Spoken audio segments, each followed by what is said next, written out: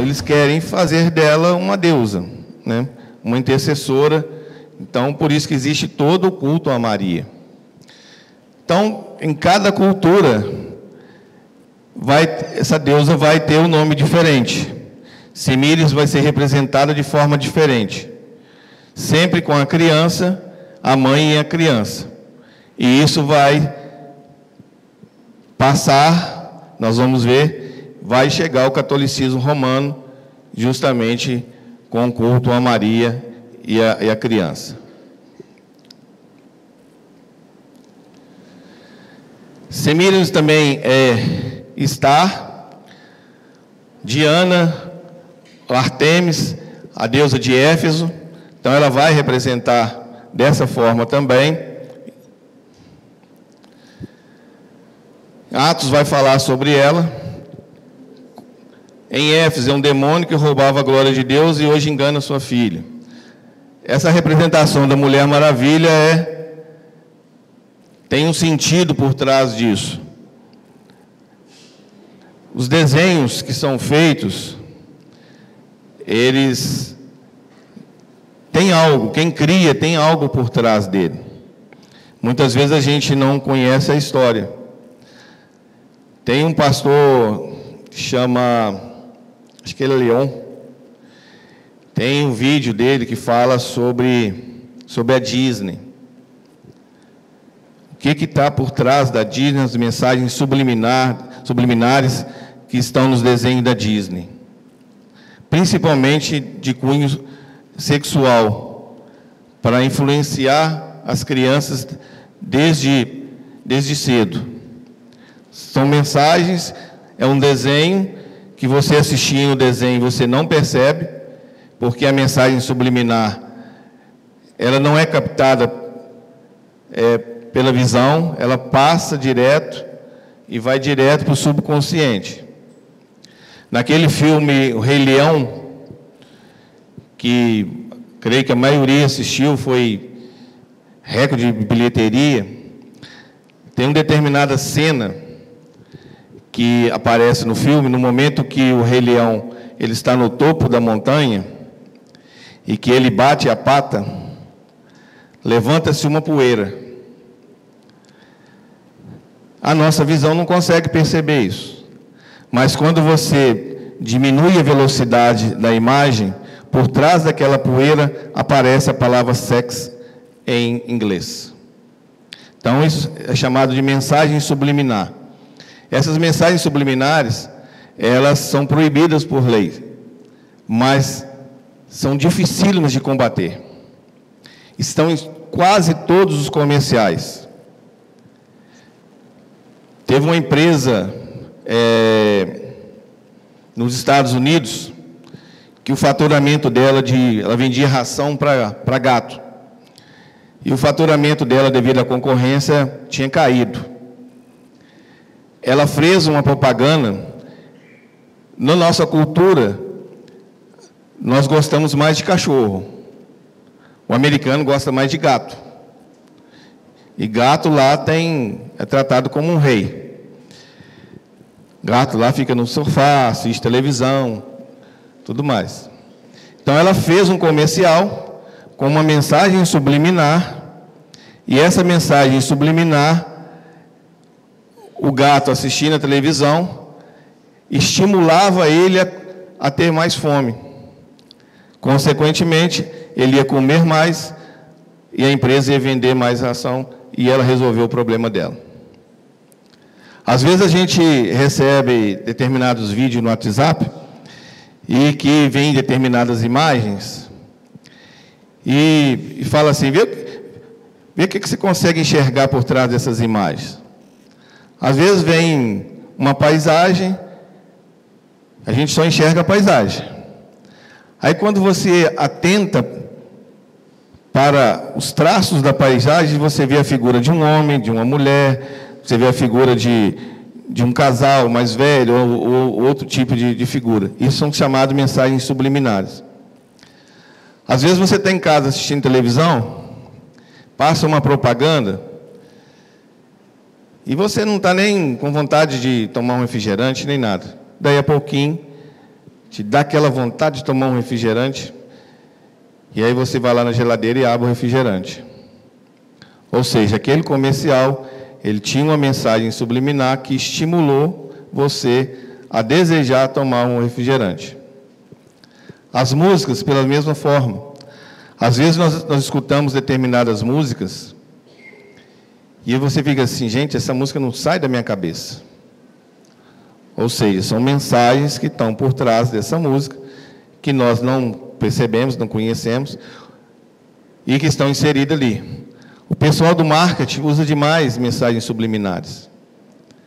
Às vezes você chega no supermercado e você acaba adquirindo coisas que você não saiu para comprar.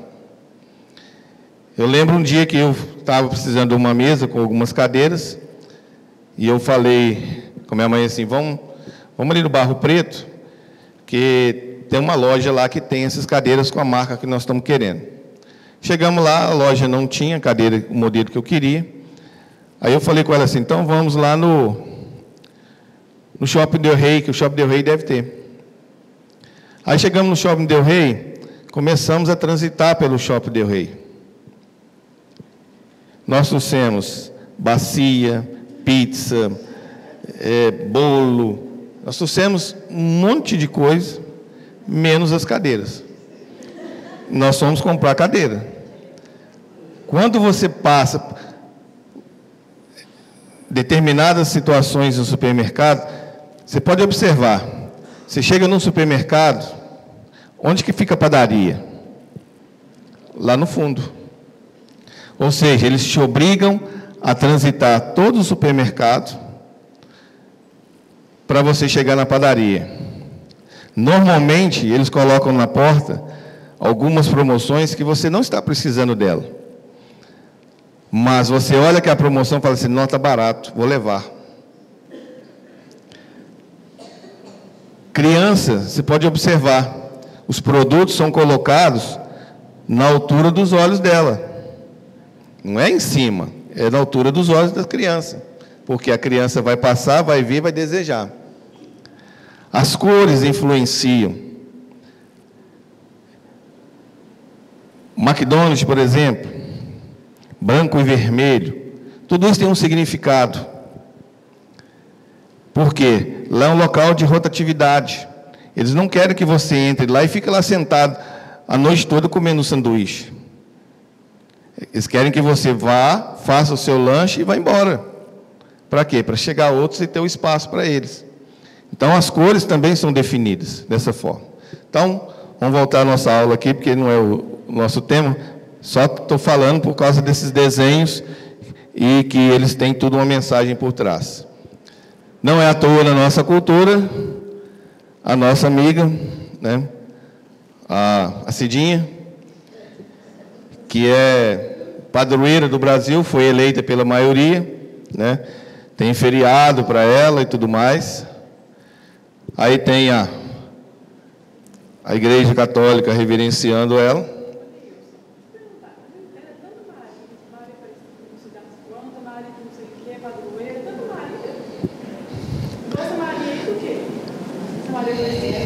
Essa é a Cidinha, tem outros. A Igreja Católica tem santo para tudo. E quando não tem o nome, é dia de todos os santos. Então...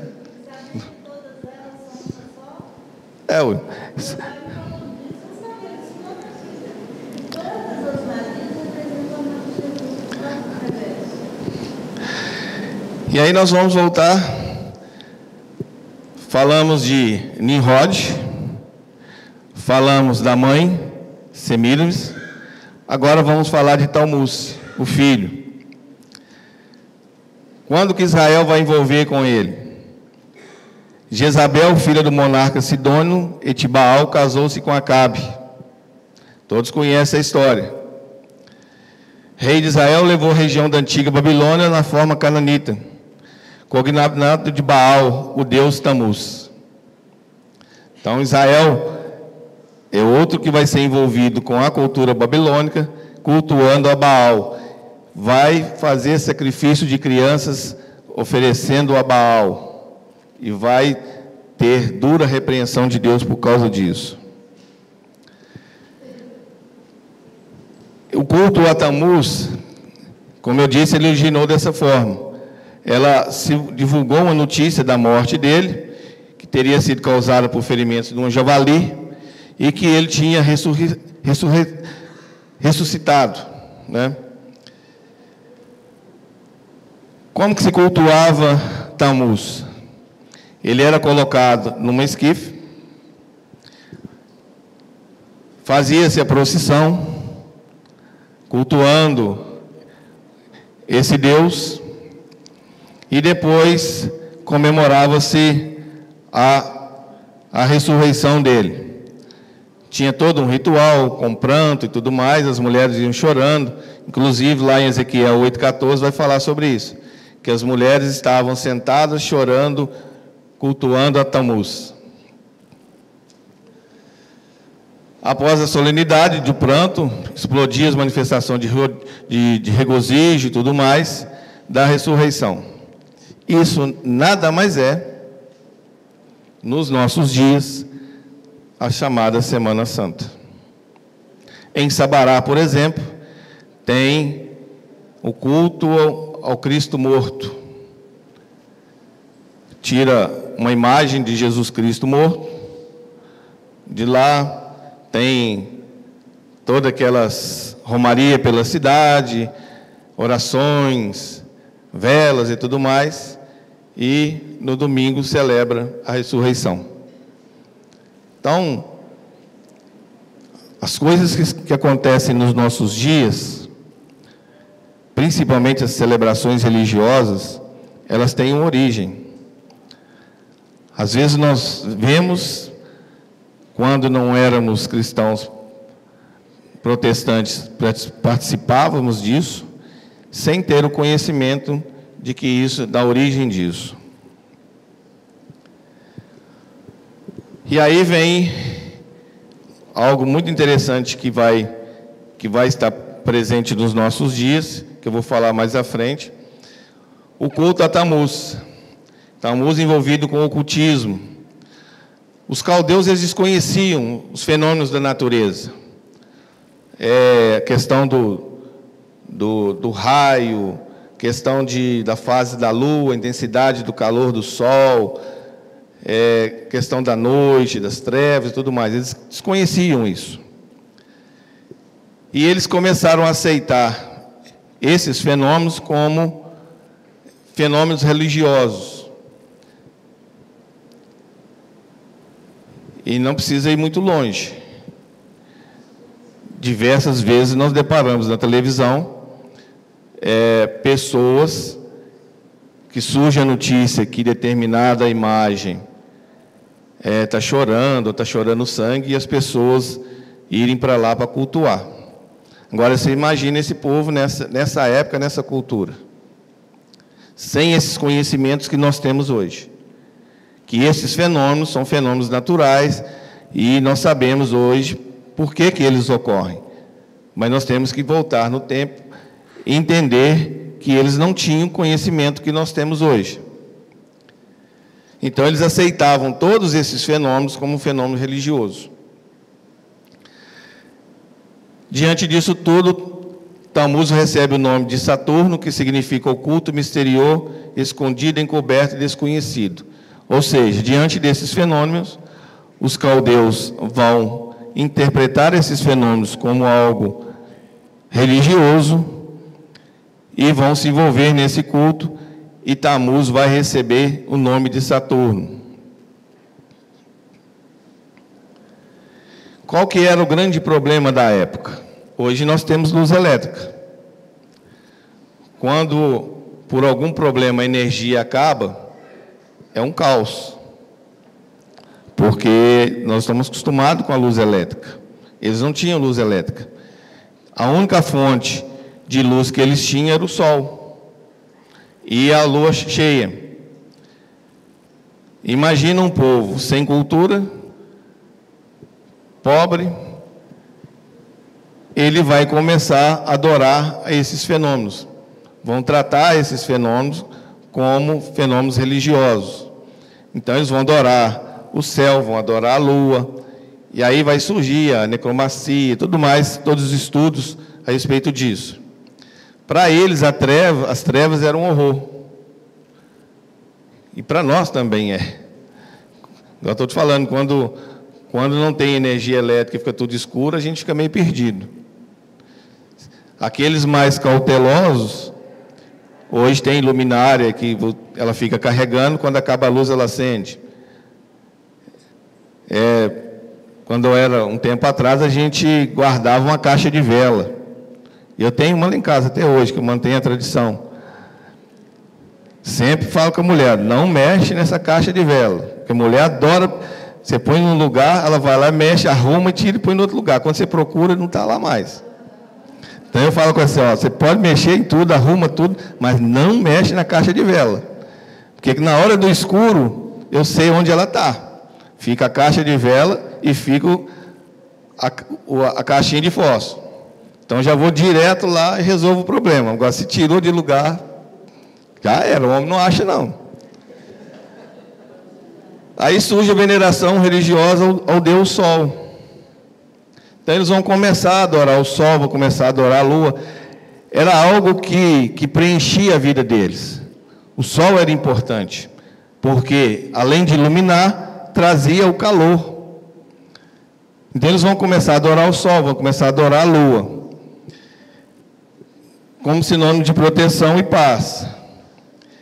E aí surge a invenção do fogo. Por quê? Existiam determinadas épocas lá que o sol ele praticamente não aparecia. Era a época do inverno, então era muito frio. E eles sabiam da importância do calor que o sol produzia. Então eles vão inventar o fogo, porque a luz era extremamente necessária e o calor também, até mesmo para a sobrevivência. E aí eles vão inventar uma forma rudimentar de produzir esse fogo. Aqui nós temos um exemplo. Coloca-se uma madeira no sentido horizontal e coloca uma no sentido vertical e vão fazendo a fricção. Então, é um meio rudimentar, foi assim que foi inventado, até que desse uma faísca. Quando dava uma faísca, eles davam um jeito de conservar esse fogo, porque seria útil para eles. O processo é mais ou menos esse aqui. As semelhantes operações de produzir e conservar o fogo foram cercadas de verdadeiro culto religioso. Pensam bem, um local frio, sem sol, você precisando do fogo para calor, para alimento e tudo mais. Aí você descobre essa possibilidade de provocar esse fogo. Isso é algo assim transformador, e como foi transformador na vida da humanidade, principalmente para aquelas pessoas da época. O fogo passa a ser cultuado como uma força divina, misteriosa e oculta. Eles notaram que os dois paus formavam uma cruz, ou tal, que é a letra T em grego, e inicial do nome de Tammuz. Ou seja, de uma ação mecânica de produzir o fogo, eles perceberam que essa ação era igual à letra inicial do nome de Tammuz, que era considerado um deus, e eles começam a adorar a cruz. Então, quando fala para vocês assim que a cruz é símbolo do cristianismo, que a cruz representa Cristo, que você põe a cruz no pescoço e tal, que aquilo está representando Jesus, falta de conhecimento. A cruz tem origem babilônica. Ela foi, a gente vai ver isso, ela vai ser importada da Babilônia, vai para Pérgamo, e de Pérgamo para Roma, e vai ser adotada pela Igreja Católica. Então, ela não tem nada a ver com o cristianismo. O símbolo do cristianismo era o peixinho. Quando eles queriam se encontrar, fugindo das perseguições do Império Romano, eles desenhavam um peixe no chão, que era o sinal de onde era o esconderijo. Então, meu tempo está terminando, eu vou parar aqui, na origem da cruz, que eu quero continuar falando mais devagar sobre a questão da cruz, para mostrar que ela não tem nada a ver com aquilo que foi ensinado, que nós aprendemos no catolicismo, que a cruz simboliza a cruz de Cristo. Inclusive, na Idade Média, para construir a Basílica de São Pedro, dentre das indulgências foram vendidas milhares e milhares de pedaços de cruz de Cristo. E mais à frente eu vou mostrar que cruz, a tradução do grego original, ela não tem nada a ver com cruz. É poste ou madeiro. Essa cruz toda bonitinha, trabalhadinha e tal, não existia naquela época. O Império Romano matava tanto cristãos, mas tanta gente, principalmente no governo de Nero e de Diocleciano, que não tinha como fazer cruz, não dava tempo. Qualquer pedaço de madeira era suficiente para pendurar a pessoa lá. Desde que prendesse a mão dele, qualquer tronco de árvore, prendia e colocava ele lá. Então, eu quero mostrar que essa questão da cruz, que o pessoal carrega a cruz pendurada no pescoço, você está carregando um símbolo de maldição da Babilônia. Um símbolo pagão da Babilônia, que não tem nada a ver com o cristianismo. E tem gente que carrega. Eu vejo muitos cristãos, que se professam cristãos, com a cruz no pescoço, sem saber o que ele está carregando. Aí você pergunta para ele, não, é a cruz de Cristo. Aí um fala assim, cruz Jesus Cristo desceu da cruz, é só a lembrança de Jesus. Não tem nada a ver uma coisa com a outra. Total desinformação a respeito desse símbolo pagão, que a origem dele vem da invenção do fogo e culto a Tammuz, filho de Nimrod e de Semíramis, que é o berço de toda idolatria do mundo. Ok? E aí nós vamos continuar na próxima aula.